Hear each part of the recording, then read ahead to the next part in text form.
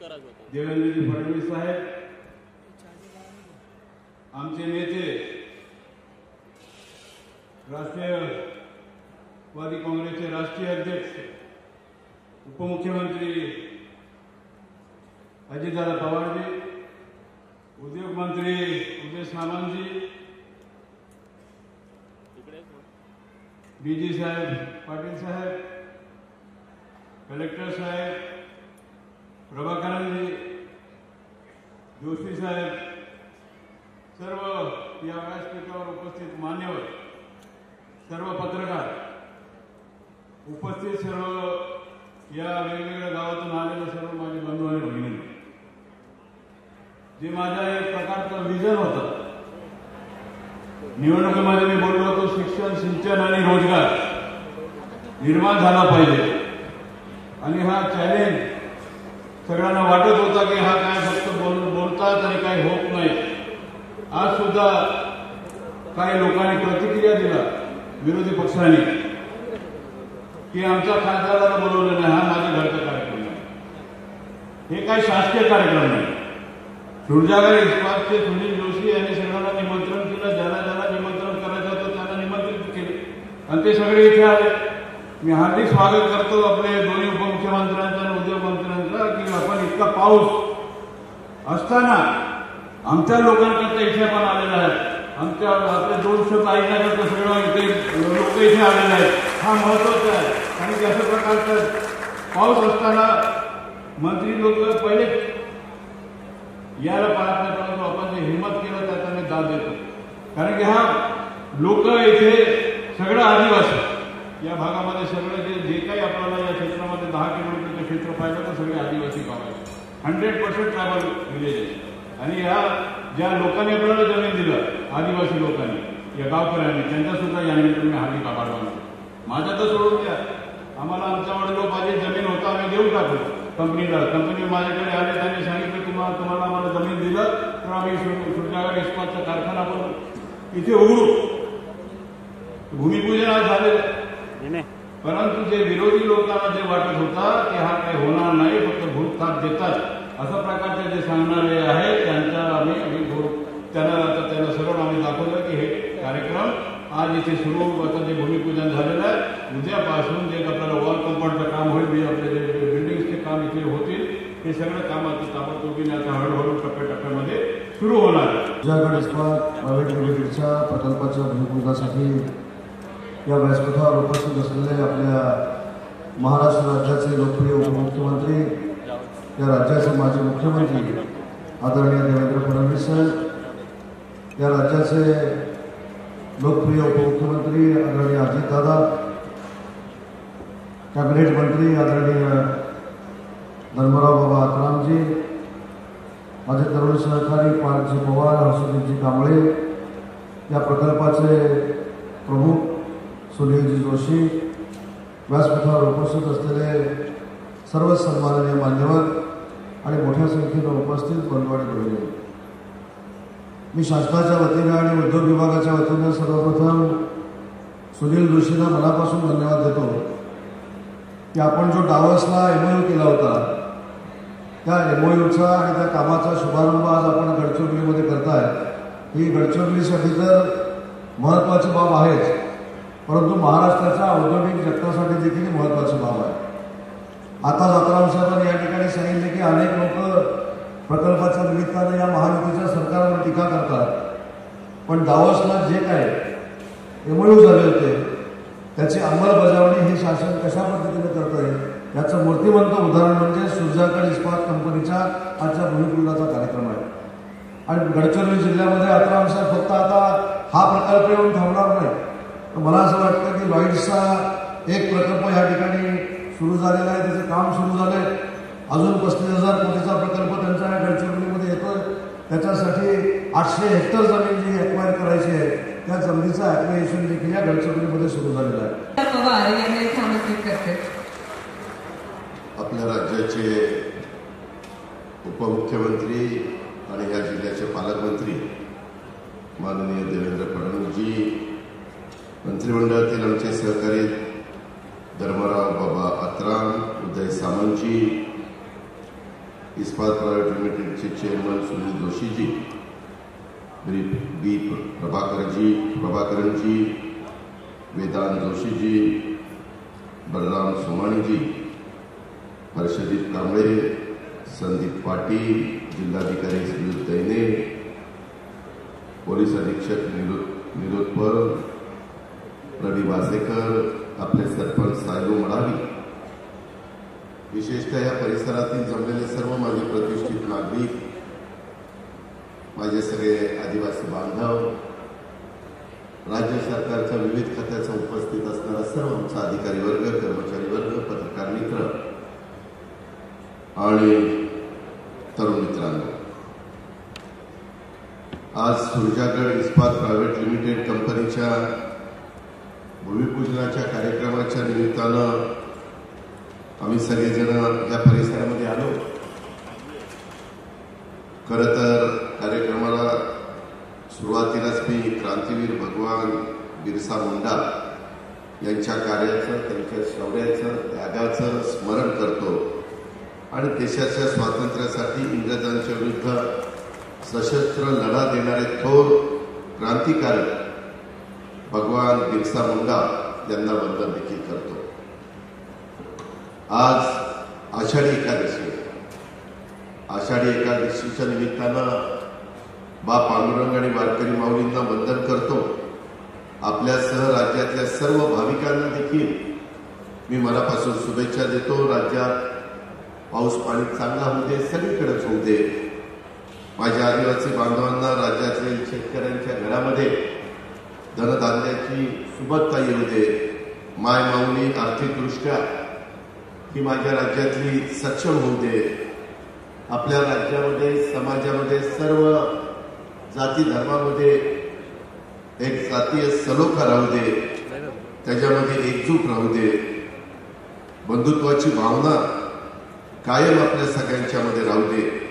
महाराष्ट्राला विकासाच्या वाटेवर घेऊन जाण्यासाठी आम्हाला शक्ती दे, असं पांडुरंगा चरणी साकडं. हे राज्याच्या मुख्यमंत्र्यांनी पण पहाटे पूजा ज्यावेळेस पांडुरंगाची इथं जाऊन केली, त्यांनी पण तशाच प्रकारचं मागणं केलेलं आहे. त्यांना या कार्यक्रमाला यायचं होतं, परंतु ती पूजा देखील महत्वाची. यंदा प्रचंड समाज तिथं जमलेला आहे. जवळपास 18 ते 20 लाख वारकरी संप्रदायातील लोक आणि पांडुरंगाचं दर्शन घेण्याच्या करता समाज तिथं जमलेला आहे. मित्रांनो, आजचा दिवस खूप महत्वाचा आहे. आम्ही आषाढी एकादशीच्या निमित्तानं या परिसरामध्ये आलो. तसं बघितलं तर महायुती सरकारमध्ये आम्ही राष्ट्रवादी काँग्रेस पक्ष सामील झालो आणि त्याच्यानंतर हा 3रा ते 4था माझा या जिल्ह्याचा दौरा आहे. वेगवेगळ्या दौऱ्याच्या निमित्तानं मी इथं आलेलो आहे. एकंदरीतच सुरुवातीलाच आम्ही शासन आपल्या दारी अशा प्रकारचा कार्यक्रम बाबा आपण सुरुवातीला घेतला. मुख्यमंत्री आम्ही देवेंद्रजी सगळे आलो होतो. त्याच्यानंतर पोलिसांचा जनजागरण मेळावा आणि आदिवासी बांधवांशी संवाद, एक तो कार्यक्रम संदीप पाटलांनी पुढाकार घेऊन केलेला होता. आणि या कार्यक्रमाच्या निमित्तानं इस्पात कंपनीच्या भूमिपूजनाच्या करता देखील आज तुमच्याशी संवाद साधण्याची संधी मिळाली. इतके काळ गडचिरोली म्हणल्यानंतर एकदम दुर्गम भाग, आदिवासी भाग, मागासलेला भाग, परंतु खऱ्या अर्थाने निसर्गाने पण आपल्याकडे बरीच काही उधळण केली.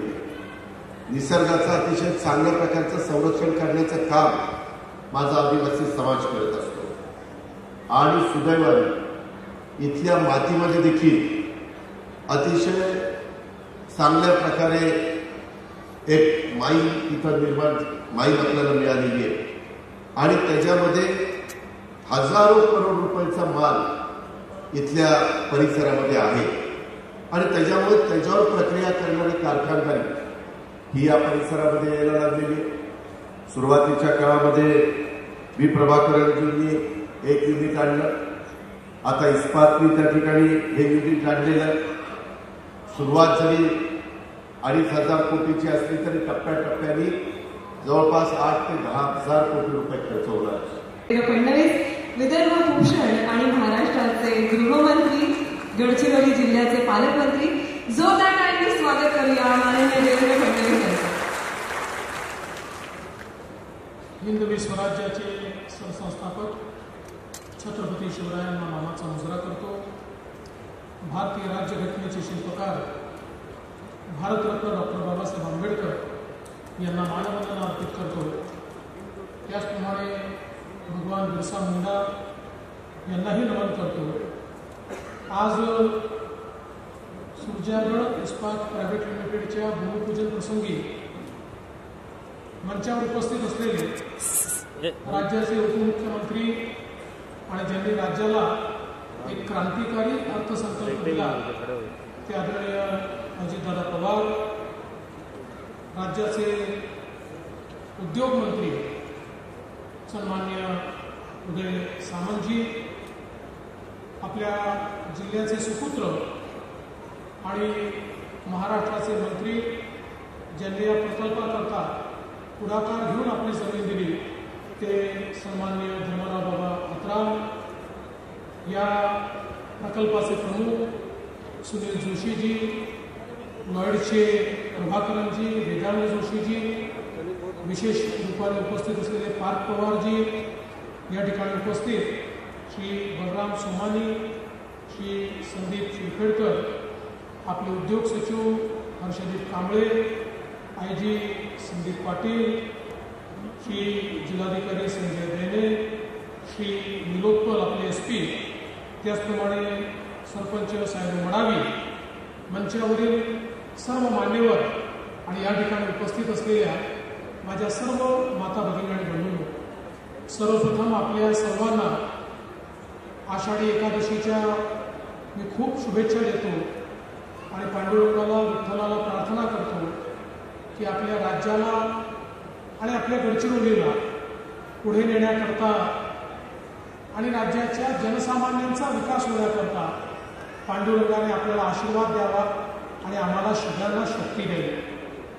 खरं म्हणजे आजचा दिवस हा अतिशय ऐतिहासिक अशा प्रकारचा दिवस आहे.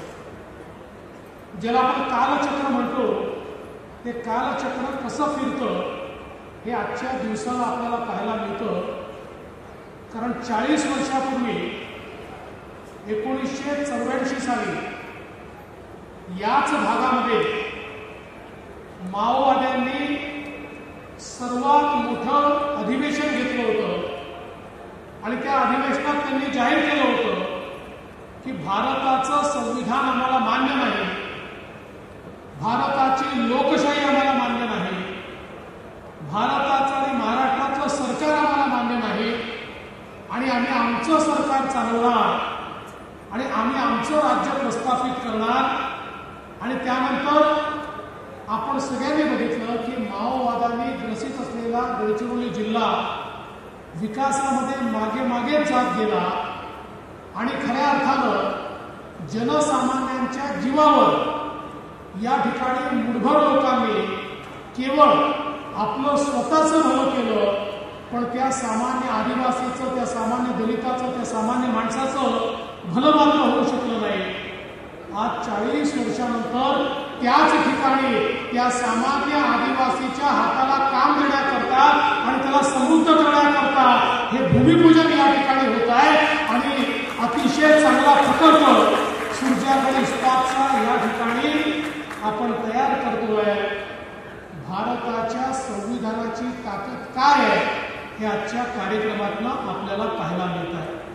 आणि म्हणून बंधू भगिनींनो, मला अतिशय आनंद आहे की आज आपल्याकडे ही जवळपास 10,000 कोटी रुपयाची गुंतवणूक या ठिकाणी होते आणि जवळपास जेव्हा ह्याचं काम पूर्ण होईल 8 दशलक्ष टन एवढी या ठिकाणी कॅपॅसिटी तयार होणार आहे. यापूर्वी लॉयड्सनी जी काही इन्व्हेस्टमेंट केली आहे त्याच्यामध्ये 4 दशलक्ष टन एवढी कॅपॅसिटी उभी होते. ही दोन्ही कॅपॅसिटी उभी राहिल्यानंतर जे मी सातत्याने सांगायचो की गडचिरोलीला आम्हाला स्टील सिटी ऑफ इंडिया करायचं आहे, हे दोन्ही तयार झाल्यानंतर देशाच्या 30% उत्पादन एकट्या गडचिरोलीमध्ये होईल. इतकी मोठी कॅपॅसिटी या गडचिरोलीमध्ये या ठिकाणी उभी राहते. हे देखील खरं म्हणजे आपण सगळ्यांनी लक्षात घेतलं पाहिजे. ज्यावेळी मी मुख्यमंत्री झालो त्यावेळी मी घोषणा केली होती की आम्हाला गडचिरोलीला महाराष्ट्रातला शेवटचा जिल्हा असं जे संबोधलं जातं ते संपवायचं. हा महाराष्ट्रातला शेवटचा जिल्हा नाही आहे, हा महाराष्ट्रातला पहिला जिल्हा आहे. महाराष्ट्राची सुरुवात ही गडचिरोलीपासून होते, त्यामुळे शेवटचा जिल्हा म्हणून जे उपेक्षित अशा प्रकारचं भाग्य या जिल्ह्याला लाभलं आहे त्यातनं आपल्याला गडचिरोलीला बाहेर काढायचं. आणि मी प्रभाकरन, आपण या ठिकाणी आहात, मी तुमचं अभिनंदन करेन की सगळ्यात पहिल्यांदा तुम्ही हिमतीनं या ठिकाणी समोर आला आणि आम्ही सगळी मदत त्यांना केली आणि त्यांनी पहिल्यांदा लॉईड्सचं इन्व्हेस्टमेंट केलं आणि त्यातनं हे दाखवलं की सामान्य माणसाला समृद्धी देता येऊ शकते. आज अनेक अफवा चालतात, पण अफवांवर विश्वास न ठेवता लॉईड्सच्या परिसरात गेलं तर आपल्याला लक्षात येतं आमची सामान्य आदिवासी मुलगी देखील ट्रेनिंग घेऊन त्या ठिकाणी मोठ्या मोठ्या गाड्या चालवते. आमची मुलं त्या ठिकाणी चांगलं काम करत आहेत. त्या ठिकाणी खऱ्या अर्थानं मोठ्या प्रमाणात त्यांच्या जीवनामध्ये परिवर्तन झालेलं आज आपल्याला पाहायला मिळत आहे. स्थानिकांना रोजगार मिळालेला आपल्याला पाहायला मिळतोय. आणि आता आनंद आहे, सुनील जोशीजी तुम्ही हा निर्णय घेतला आणि या ठिकाणी आता हा इतका मोठा उद्योग तुम्ही लावता आणि तुम्ही देखील, मी बाबा तुमचं अभिनंदन करेन. खरं म्हणजे आमचे बाबा राजे आहेत, राजांचं कामच असते प्रजेची त्या ठिकाणी सेवा करणं, पण राजांनी आपली स्वतःची जमीन ही प्रजेकरता या ठिकाणी दिली, त्याबद्दल तुमचं मी मनापासून अभिनंदन करतो. खरं म्हणजे सुनील जोशीजींची माझी भेट ही विमानात झाली. आम्ही दोघे प्रदेशात जात होतो आणि विमानातच चर्चा झाली आणि विमानातच त्यांनी सांगितलं की आता आपल्याला तुम्ही सांगता तशी इन्व्हेस्टमेंट करायची आहे.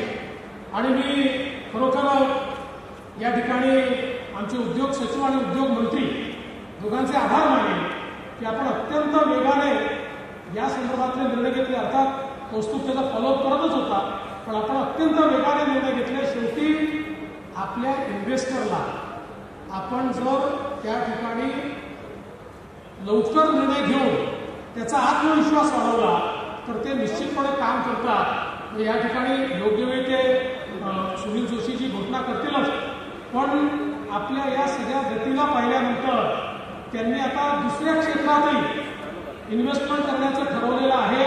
ते जाऊन टांझानियाला सगळं त्या ठिकाणी कायम करून आलेले आहेत आणि अजून इन्व्हेस्टमेंट त्याच्याद्वारे पण ते तेच सांगतील. मी सांगणं योग्य नाही आहे, पण मी सांगतो माझ्या सांगण्याचा उद्देश असा आहे की आपण जर उद्योजकांसोबत त्या ठिकाणी चांगला व्यवहार ठेवला आणि आपण जर वेगाने त्यांची कामं केली तर अशा प्रकारच्या इन्व्हेस्टमेंट या ठिकाणी होत असतात.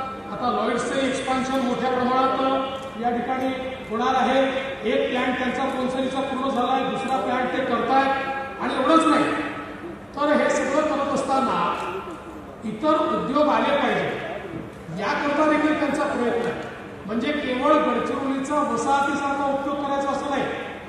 गडचिरोलीचं आयरन ओर हे देशातलं उत्तम आयरन ओर आहे. हा सोहळा साजरा केल्याबद्दल फार फार धन्यवाद.